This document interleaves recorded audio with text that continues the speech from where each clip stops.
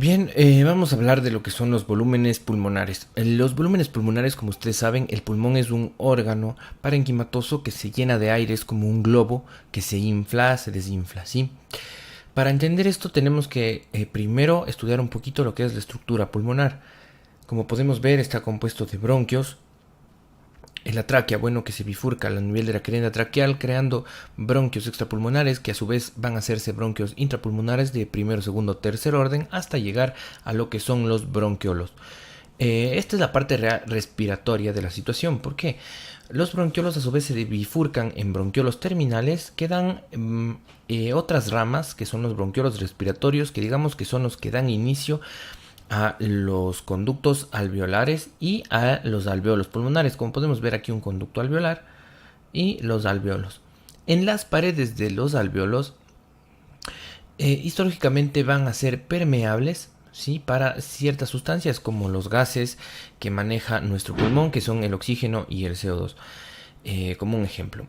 Aquí podemos ver ya lo que es microscópicamente, bueno, no microscópica, pero sí un poco más cercano a lo que es ya lo que es el intercambio de gases, ¿sí? La estructura de la pared alveolar sería pues todo lo del fondo, y aquí podemos ver cómo llega lo que es la arteria del tronco del pulmonar, trayendo lo que es la sangre venosa hacia la hematosis, hacia lo que son los capilares, que pues después serán las venas pulmonares, ¿sí? Como vemos aquí en el pulmón, es un poquito al revés, ¿sí?, de lo que estamos acostumbrados a lo que es arteria llevando sangre obviamente roja, ¿sí?, y vena llevando sangre azul. Aquí no es así. La arteria, en este caso, que viene bifurcándose el tronco pulmonar, es el que va a dar estas ramas con sangre, como bueno se explica en el esquema azul, obviamente tiene CO2 para darse la hematosis y que se lleven la sangre rica en oxígeno, por una parte.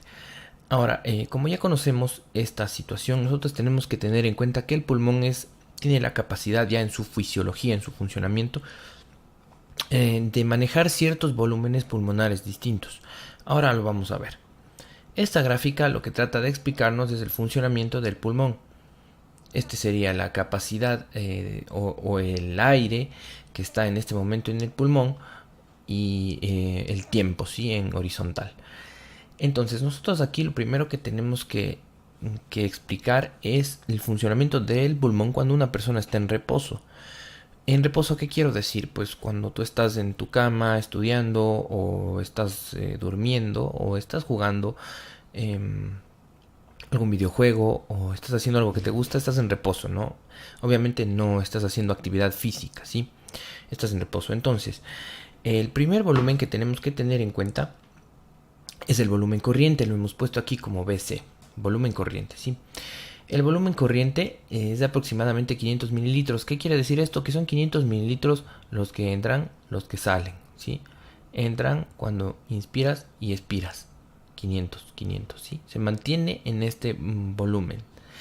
Esto, por una parte, es cuando estás en reposo, como ya se los había mencionado. Ahora también tenemos lo que es el volumen de reserva inspiratorio, que está acá más arriba.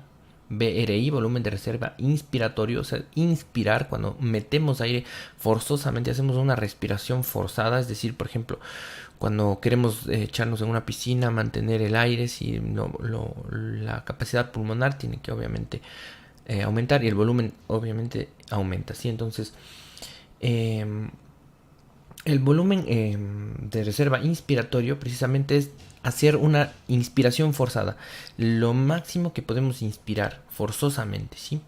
Cuando estamos haciendo deporte, obviamente estos valores van a aumentar, y aquí vamos a inspirar de manera más fuerte, ¿sí?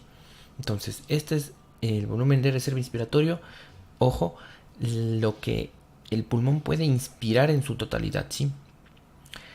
Bien, ahora lo que tenemos que explicar es el volumen de reserva expiratorio, porque así como entra, pues también podemos sacarlo, ¿no? Hacer una expiración forzada, es decir, sacamos un poquito más de aire forzosamente. Nosotros, al hacer una respiración profunda, es decir, estamos inspirando profundamente, ¿sí? Estamos ocupando el volumen de reserva inspiratorio, pero el momento en que lo sacamos, llegamos a sacar los 3000 mililitros, como se ve aquí. Y posiblemente volvamos a la curvatura de 500, pero sin embargo nosotros podemos, aún ya habiendo sacado estos 3000 o 3500 mililitros de aire, podemos hacer una expiración forzada adicional, es decir, sacar un poco más de aire. Aproximadamente podemos sacar 1,1 litros o bueno 1100 mililitros más. Por eso es que esta curva está bajando un poco más. Estamos sacando un poco más de ese aire, ¿sí? Entonces ahora vemos lo que es el volumen residual. ¿Por qué? Porque este aire, que más o menos corresponde a 1200 mililitros, ya no lo podemos sacar. Digamos que este aire tiene siempre que mantenerse en el pulmón. Entonces, ¿en quién sí podemos decir que se ha salido esos 1200 mililitros? En un sujeto muerto. En un sujeto vivo jamás nosotros podremos tener acceso a expirar ese aire del volumen residual. Es por eso que la gráfica, o sea, la línea, ¿sí? La línea no puede bajar más allá del volumen residual, expiratorio. De reserva expiratorio, perdón, el volumen de reserva expiratorio, ¿ok? No puede bajar más allá del volumen de reserva expiratorio, entonces se quedaría en este punto. A este volumen de aire nosotros no podemos controlar, no está disponible para nosotros. Eso solo en el sujeto muerto, pues ya obviamente no tendrá este volumen de reserva. Bien, aparte de esto, nosotros tenemos lo que son también capacidades pulmonares. Capacidades pues simplemente van a ser la suma de algunos volúmenes. Capacidades explica, por ejemplo, la capacidad inspiratoria, lo que les decía en la gráfica de acá. Si sumamos el volumen corriente con el volumen de reserva inspiratorio, vamos a tener que la capacidad para inspirar, o sea, ya es una capacidad, ¿no?, de inspiración total va a ser de 3500 mililitros. Eso es, en una inspiración forzada, el máximo de aire que nosotros vamos a poder inspirar, obvio, en un sujeto vivo, ¿sí? Entonces, si sumamos, como dice acá en la gráfica, sí, BC y BRI, que pues obviamente ahora ya saben qué son cada uno, sí, volumen corriente y volumen de reserva inspiratorio, vamos a tener 3500 mililitros en total dentro de nuestros pulmones. Ahora, capacidad residual, como les decía, como ya les dije, bueno, así como entra, pues puede salir, ¿no? Sin embargo, la capacidad residual se refiere a que nosotros en una respiración normal, o sea, en volumen corriente, estamos respirando comúnmente y tenemos la capacidad de mantener dentro de nuestros pulmones, es decir, sin hacer una expiración forzada, tenemos la capacidad de mantener la suma del volumen de reserva expiratorio y el volumen residual, es decir, más o menos 2300 mililitros, como vemos acá. Capacidad residual. La capacidad residual va a ser lo que mantenemos de aire dentro de nuestros pulmones, ¿sí?, al estar respirando de manera normal, o sea, según la gráfica, dentro del volumen corriente, así. ¿Ok? Entonces todo esto vamos a tener como capacidad residual. Ahora, existen otras dos capacidades más, que son la capacidad vital. La capacidad vital viene ya tomando en cuenta la suma de lo que sería el volumen corriente más el volumen de reserva inspiratorio más el volumen de reserva expiratoria. Es decir, según la gráfica, estos tres valores, este y este, ¿ok? Este va a ser el aire, la capacidad vital, ¿sí?, a lo que un ser humano dispone, en un ser humano vivo obviamente, dispone en su capacidad pulmonar. Sí, como podemos ver aquí, si es que nosotros hacemos toda esta inspiración forzada, vamos a estar en capacidad de absorber este más este más este, ok, es todo esto, ¿sí? Después obviamente de una expiración forzada, que es esta, si nosotros inspiramos también de manera forzada, va a subir la gráfica hasta acá, ¿sí? Ok, entonces a esto lo llamamos capacidad vital.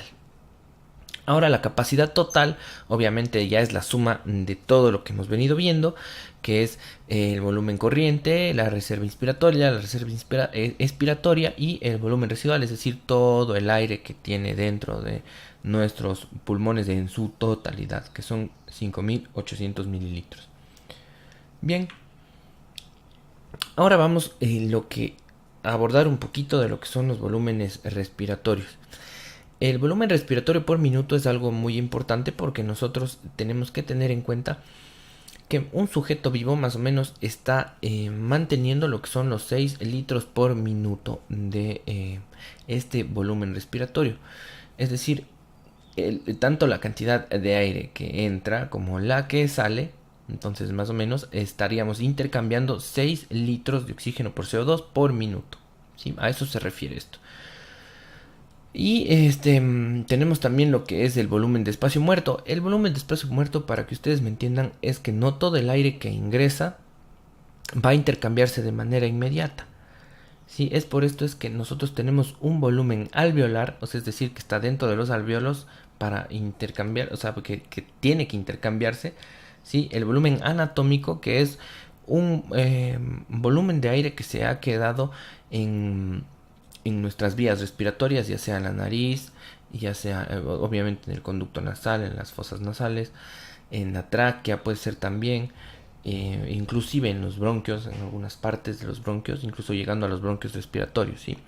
Entonces ese espacio que obviamente está ocupado por aire, sí, pero es aire muerto, por eso se denomina espacio muerto, porque no se está intercambiando en ese momento.